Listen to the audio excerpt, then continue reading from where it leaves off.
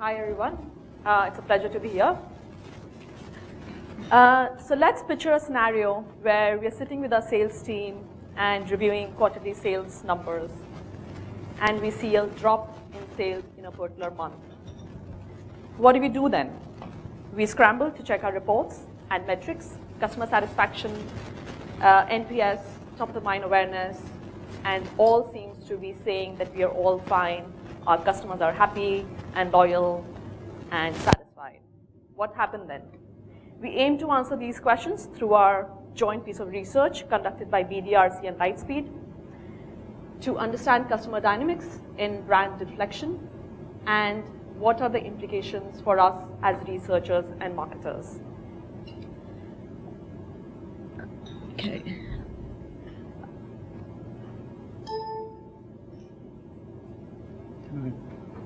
Okay. Oh, sorry. Okay. But before that, to understand the landscape we are living in, it's important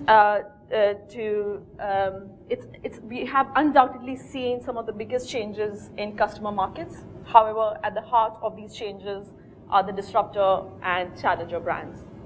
And they are giving us a good reason to change, whether by virtue of convenience, availability, price, or convenience. And these examples are seen across the sectors, whether it's retail, transport, banking, or media. So we set out to design a mobile-first survey across 11 product categories, from traditional retail to insurance, to mobile internet subscriptions, to personal care, to F&B brands. And we wanted to cover a wide spectrum of products to explore our research. The survey was hosted and run on Lightspeed customer panels across 12 Asia-Pacific markets with 300 respondents in each. The results were collated and analyzed by BDRC. For the purpose of today's session, we will focus on Southeast Asia market only, but we will be happy to share findings if you find this useful at a later stage. We had 4 clear objectives. First, to understand the extent to which customers are switching brands across all the 11 product categories.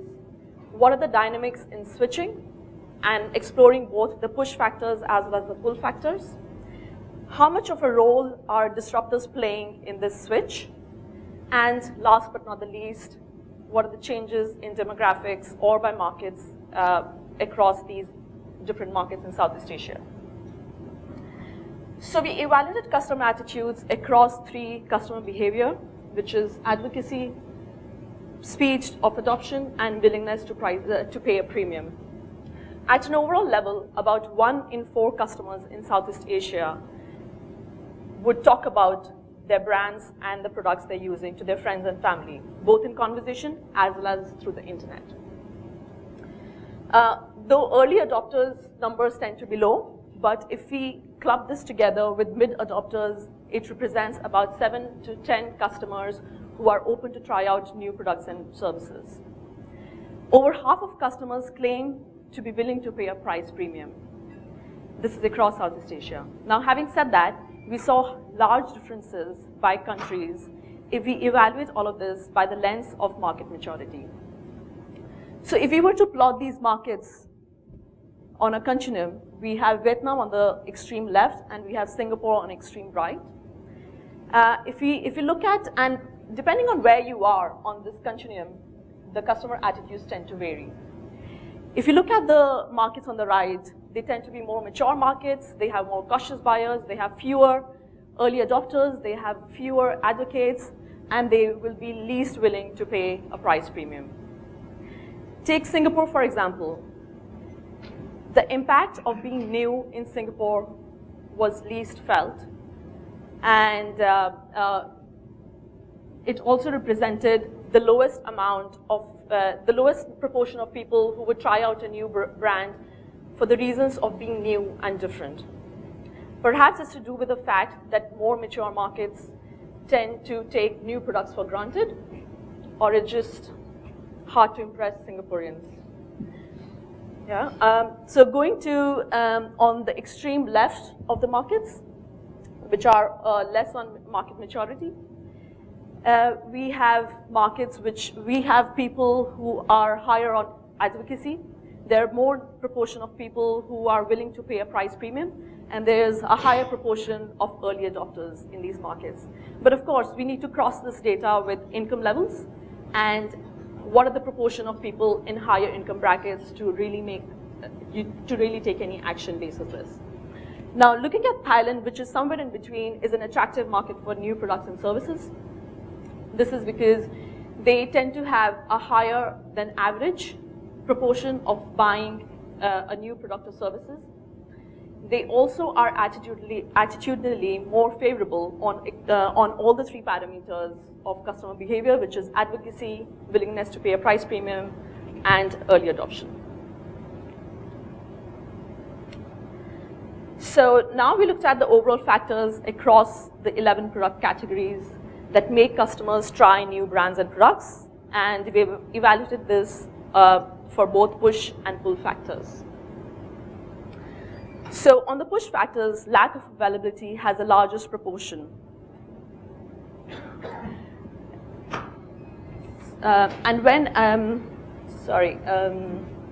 So what this really means is if your product is not available in a store, or the restaurant is not open, or a website is not available, customers will move on to another brand.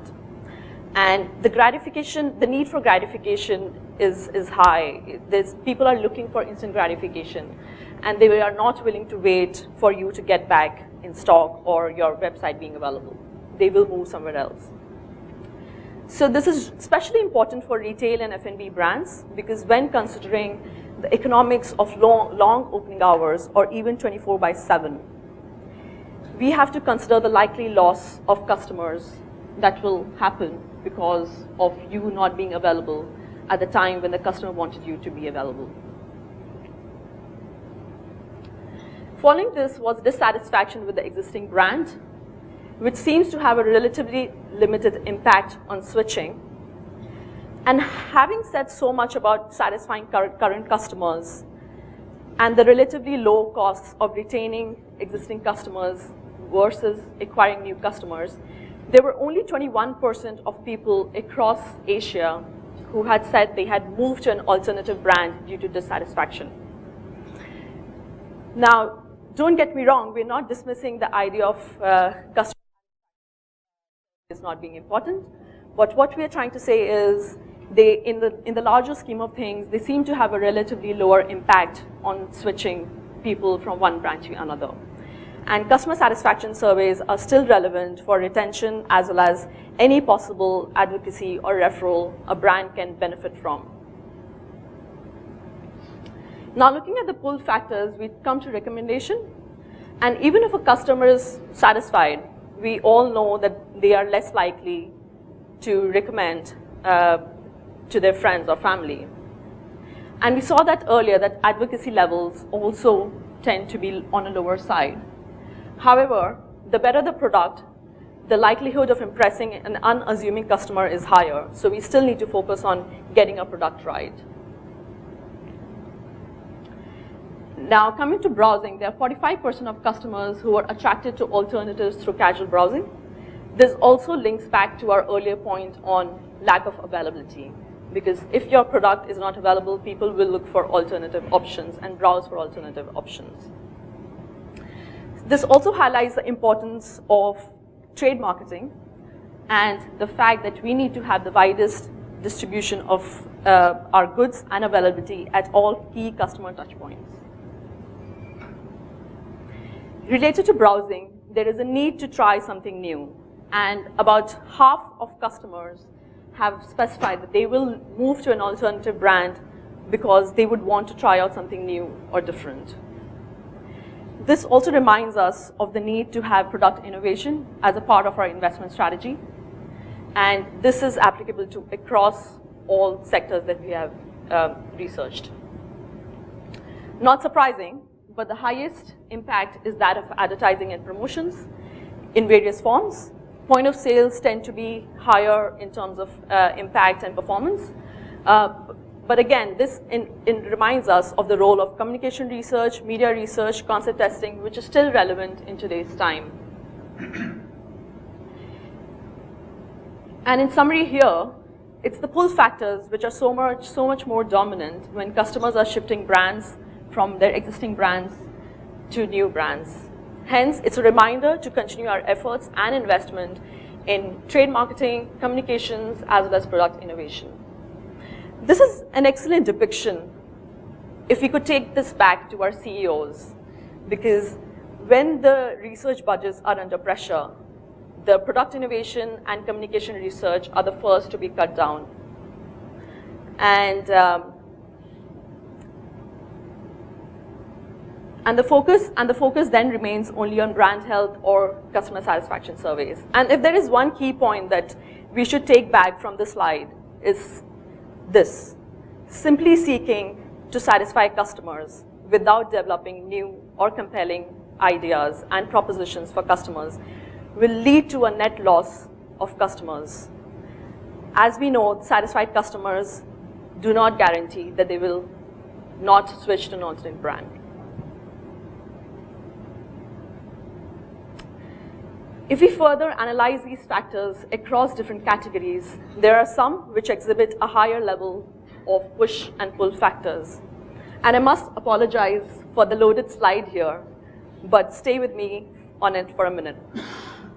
So if you look at the advertising and promotion, it's important across categories. While some categories it plays a stronger role versus others. If you look at dissatisfaction, it tends to be higher in mobile, internet, pay TV, and video categories. And recommendation tends to play a more important role in retail and online categories, because these are the categories people like to talk about more. They're more frequent purchases, and it gives them a lot of talking point to talk about it.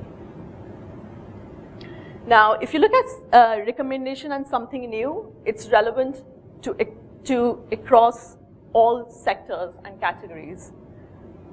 And then coming on to personal care and home appliances, there's a bigger role that point of sale can make in these categories, which again reminds us of the efficacy of in-store promotions and promoters.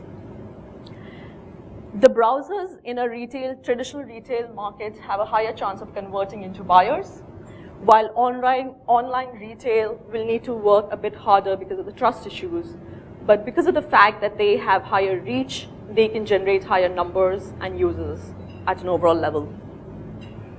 Coming to insurance sector, there are relatively less number of people who would move to an insurance company because of a referral.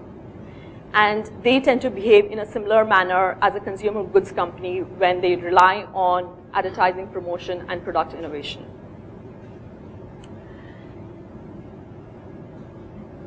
So, for all the categories, over half of them have claimed to try an alternative brand or vendor in the past year.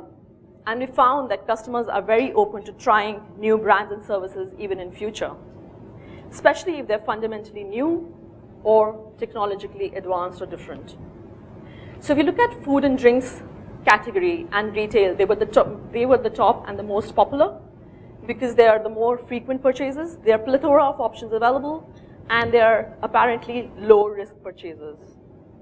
On the contrary, if you see some of the service categories like travel and financial services, they tend to be less frequent. They tend to be high-risk purchases if something goes wrong. And there could be some expert advice needed for categories like financial services. And that's where they tend to be at the bottom. So if you look at financial services, they're 50% less likely to switch compared to the top category. And with this, I hand it over to Piers.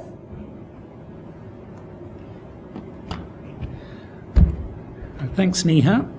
So with 46% of consumers trying new brands because of something new, what I'm going to try and demonstrate is how to disrupt, or if you like, a roadmap to disruption. So a sort of 10-minute presentation on product innovation. The first thing is, what is actually a disruptor? how do we define a product disruptor? I mean, a simple definition from Wikipedia is an innovation that creates a new market and value network and eventually disrupts an existing market and value network, displacing established market-leading firms, products, and alliances. Now, some examples, some pretty obvious ones here, like the low-cost carriers. There's the gig economy, which is essentially it's not really fundamental innovation. I mean, the low-cost carrier is essentially providing the same product, but it's just providing it at a much lower price. And the gig economy is pretty much about convenience. There are, of course, some other product disruptors that rely on high technology or some very innovative technology. The third picture there, do you know what that is? Dyson, yeah, the bladeless fans. So you can, through product innovation, convince people to spend hundreds of dollars on products. I mean, a fan you could buy for $30 or $40, but the Dyson fans are retailing at, what, $300 or $300. So it's remarkable what product innovation can do in terms of convincing people to pay price premiums. Another one, which is perhaps quite hard to describe it as a disruptor, but coconut water. I mean, coconuts have been around for a long time, but clearly if you can capture part of the market, I mean, particularly at this time where there are health concerns about soft drinks, and that you can take a product, a very simple product like coconut water, and market it cleverly for its natural hydration qualities, and you suddenly create a new market. And so you'll see a lot of coconut water now taking up a lot of shelf space in stores. But in terms of understanding how to disrupt, what's the best way of creating product? We looked actually at history, and we looked at some case studies of how organizations failed to disrupt. That is, their products failed. And I'm going to start with this one. Does anyone know who this person is? You have to be pretty old to know who it is. Over there, somebody old. Sorry? Freddie Laker, yes. Sir Freddie Laker, actually. He was actually the first person to look at low-cost carriers through Laker Airways. This was actually in the late 70s, so it was before the age of the internet. So instead of booking online, people could just go to the airport and book a ticket like they were going to a train station. And he was undercutting the existing players at the time, British Airways, Pan Am, Lufthansa, by about 50%. The thing about disruptors is the existing players who you're trying to disrupt, they want to put you out of business. And that's exactly what they did. And so what happened is that the current transatlantic players, so Freddie Laker was offering London to New York at about half the price. They simply discounted their fares, cross-subsidizing it with more profitable routes, and still offering the full-service airline offering. Now, consequently, Laker started losing customers, started racking up debt, and he was actually buying or leasing planes from McDonnell Douglas. And what happened is that the other players said, if you restructure Freddie Laker's debts, we will no longer buy aircraft off you. So basically they conspired to put him out of business. Now, I'm sure you know who this guy is. Yes, Richard Branson, also Sir Richard Branson. He is a serial disruptor, but he's often got it wrong. But he learned from the Laker experience when he operated Virgin Atlantic. He too faced the wrath of British Airways. They also tried to put him out of business through the so-called dirty tricks. But the thing is, Virgin Atlantic offered a different in-flight experience. And there was also, because of their connection with Virgin Music, there was also a good chance that you might spot a celebrity or a rock star like Sting on the same flight. So he managed to capture a market and differentiate himself from the competition. But he also tried to take on one of the biggest soft drinks brands in the world, Coke.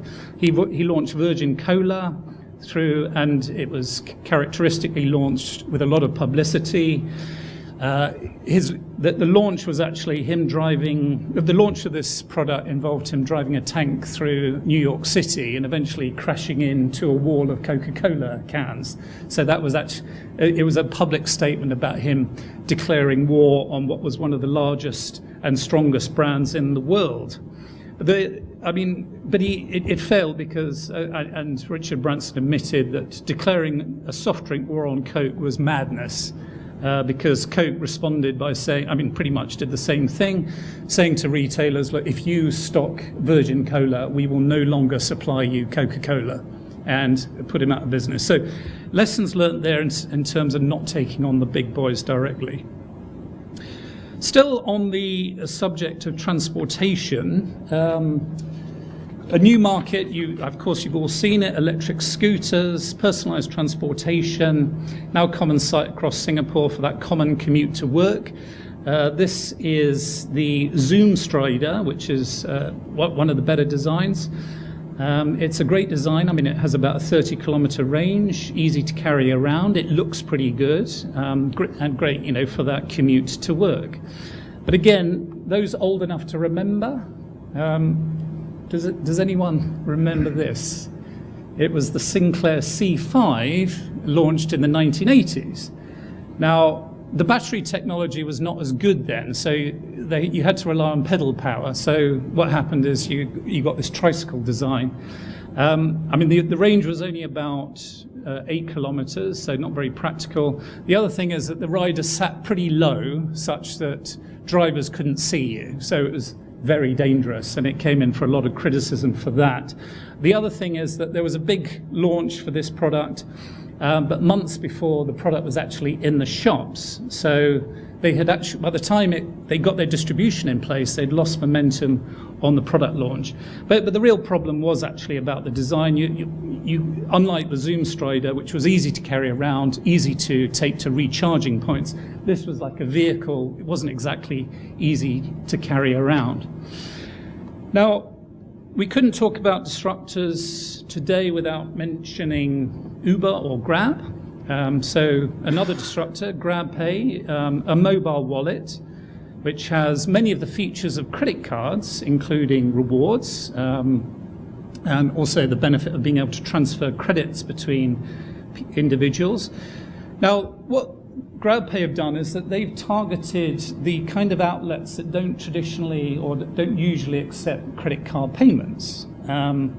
So what they're doing is they're not taking on the credit card companies directly, but what they're doing is establishing a foothold in retail, building consumer awareness and their distribution, whereby they can then move up the value chain, and more of this will be competing head-on with the credit card companies. So this is not declaring war, if you like, on the direct competitors, but instead sort of seeking to establish a foothold whereby you can build from there. Now, in terms of simple rules for disruption, I've kind of summarized it in three. First of all, people actually want disruptors to fail in many ways. A lot of people don't like change. The public is very unforgiving, so you've got to get the design absolutely right. Number two, you've got to get your distribution in place, otherwise you'll easily be forgotten. And three, don't take on the big boys directly, but instead subvert their market position rather than seek to disrupt. But what's missing from this is, well, you might say, well, where's the role of market research in all of this? Well, there are some famous disruptors and innovators like Richard Branson and Steve Jobs who pretty much don't believe in research. For example, they say, market research has never designed a great new product. But that's a bit of a myth, because market researchers do not design products. Product designers do. The role of research is identifying things such as the pain points and what could be done to make things easier. So one of the, we're doing quite a lot of research in product and service innovation, and one of the frameworks that we use is the jobs to be done, or GTBD, where we look at, in every service interaction or product interaction, we're trying to establish what's the consumer trying to do when they use that product or service. And that could be a main job to be done or a related job to be done, includes functional aspects and emotional aspects. And essentially, product innovation is often, it's about maybe delivering something at a lower cost, but often it's about delivering something that's easier and faster. Today, quite a lot of research is being done, and our organisation is doing this as well, is instead of looking at conventional brand loyalty metrics, such as customer satisfaction, which might have little meaning or efficacy, or net promoter scoring, which can be misleading, customer effort is becoming a new metric, which looks at how much effort a customer expends in the interaction of a product and service. And it's particularly useful when you look at customer onboarding or taking customer onboarding or the purchase path. And this is great in terms of application to product design and ultimately to product disruption.